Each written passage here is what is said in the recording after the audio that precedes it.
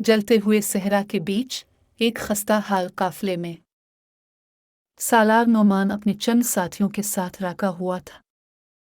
پانی ختم ہو چکا تھا، سورج آگ برسا رہا تھا اور ریت ہر نقش مٹا رہی تھی۔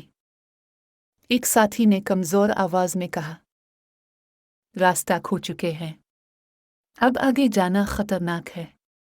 نعمان نے افق کی طرف دیکھا اور پرسکون لہجے میں بولا، خطرہ وہ نہیں جو سامنے ہے، خطرہ وہ ہے جو ہم دل میں پال لے۔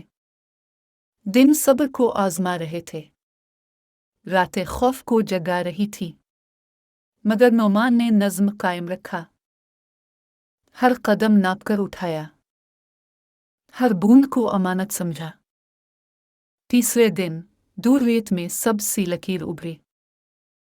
وہ نخلستان تھا، زندگی کی خاموش بشارت۔ نعمان نے سر جھکا کر کہا، جو پیاس میں بھی ضبط رکھے وہی سرابی کا حقدار ٹھہرے۔